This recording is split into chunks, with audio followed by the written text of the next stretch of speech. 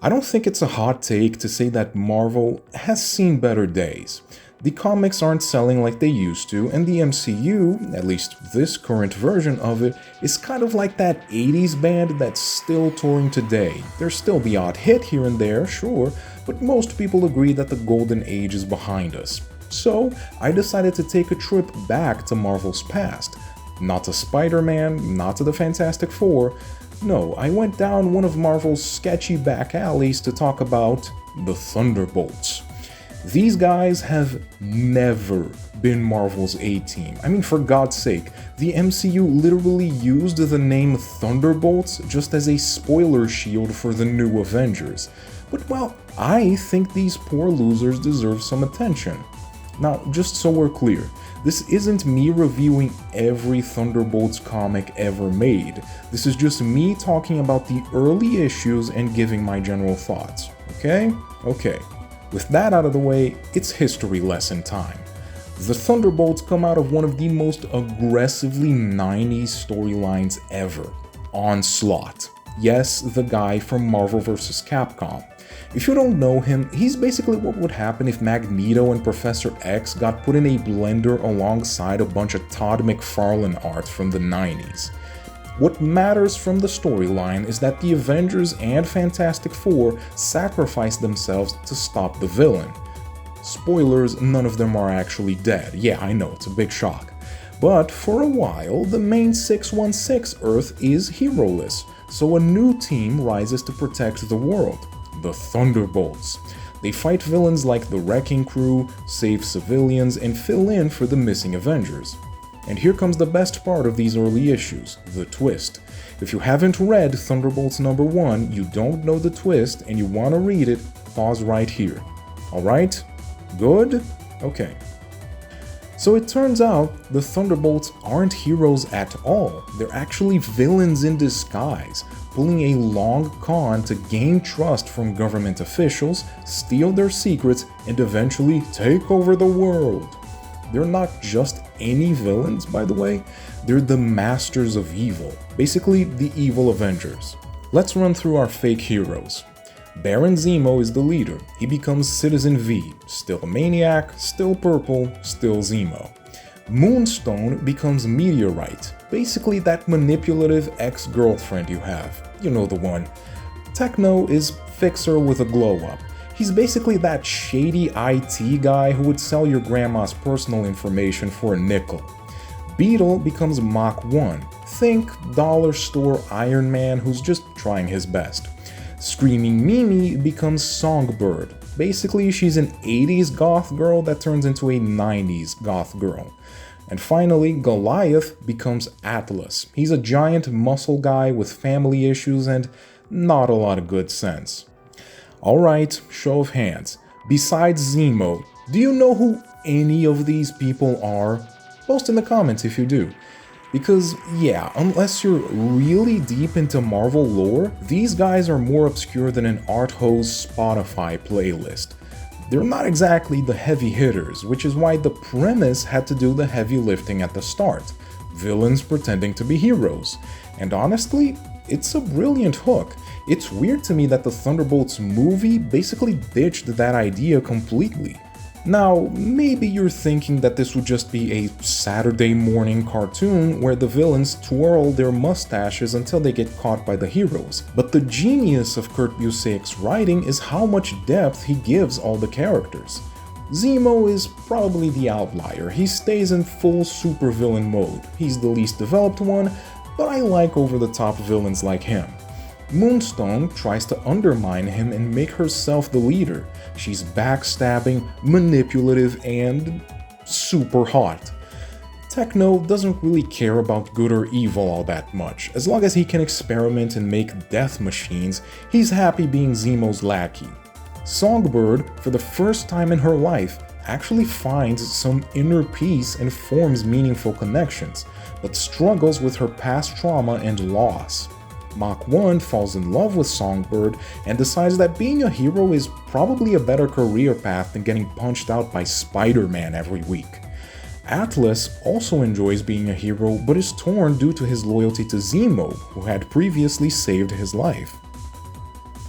And this is why I actually appreciate them using lesser known villains.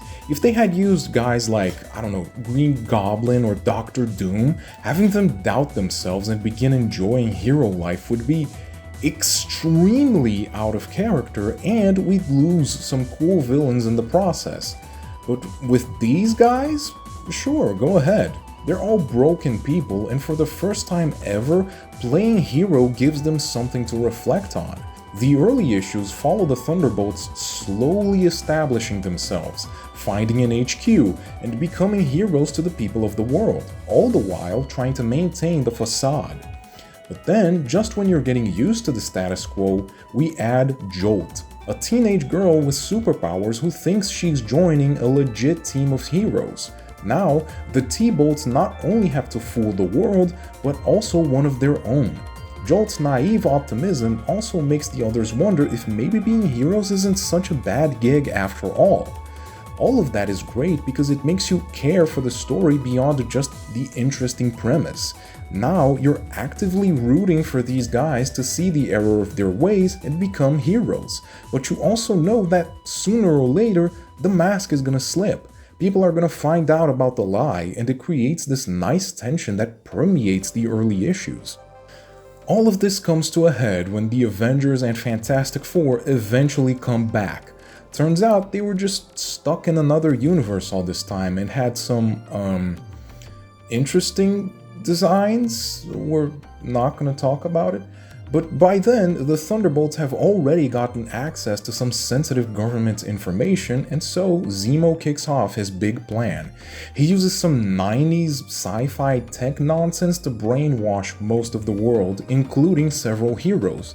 Basically, he installs Windows 95 into everyone's brains. The team splits up. Zemo, Techno, and Atlas go full world domination, while Moonstone, Songbird, Mach 1, and Jolt decide that they actually want to save people. Cue giant showdown.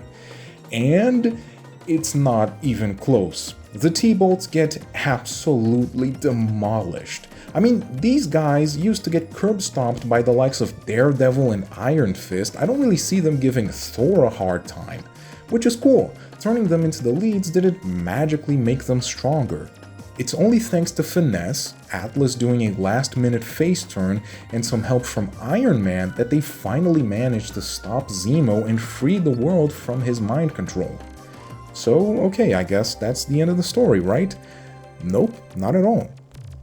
Problem is, right after that big blowout, the comic kinda loses steam. I mean, right when they're about to be arrested, right, the team gets zapped into another dimension. They fight some baddies, but there's no real direction. They're just scrambling to survive, and the plot in the other dimension isn't interesting enough. It's like when a TV show does a season where everyone's stuck on a farm or something because the budget got cut. Mark Bagley's art stays consistently great, but story-wise, yeah, it kinda drags. They don't even have a proper leader. Moonstone is too shady, Jolt is too young, and the rest of the team couldn't lead a Boy Scout troop, let alone a superhero team. But then, my boy Clint Barton shows up and immediately saves the book. On his first appearance, he takes out the entire team single-handedly. Let me repeat that. The guy whose sole gimmick is he has a bow and arrow takes down 5 superheroes alone. Hawkeye offers to lead the T-Bolts, giving them legitimacy and experience in their fight to prove that they're not criminals anymore. This move fits perfectly with Hawkeye's history, since he himself started off as a villain before reforming. And now the book has focus again, and we have a new premise. This is a team of former villains getting hounded by the entire planet as they fight tooth and nail to prove that they're reformed, that they deserve a second chance, and that they're going to fight for justice. With Hawkeye as the cool dad and the Thunderbolts as the messy kids, the comic finds its heart. In recent years, we've seen our fair share of the quote-unquote loser superhero team. A bunch of broken people come together to try and get over their past traumas and make heroes of themselves, all the while becoming closer to each other. Hell, about 80% of James Gunn's filmography is that exact premise. Thunderbolts stands out because unlike Guardians of the Galaxy or Justice League International, both of which I enjoy, let me be clear, Thunderbolts isn't a comedy. It leans into the drama of the characters, their traumas, their deep-seated flaws. Sure, both Guardians and JLI do that introspective stuff once in a while, but it's the main focus here, with a healthy dose of superhero action to keep things interesting, of course. The early Thunderbolts run isn't perfect, it loses focus sometimes, and the characters take a while to grow on you. But Busiek and Bagley nailed the most important part, the character work. Every relationship is unique, every dynamic is messy, and the villain-turned-hero's journey is extremely compelling. You want to see them make it. They're not the Avengers, they're not the X-Men, they're not even the Defenders, but they're the Thunderbolts, damn it, and that counts for something. Well, that's it for today's video. If you enjoyed it, please like, share, and subscribe. I'll see you next time when I talk about a pretty controversial topic, also relating to superheroes, which is, well, how much should these guys get involved with real-world problems? Should they get involved at all? We'll talk about it in the next video.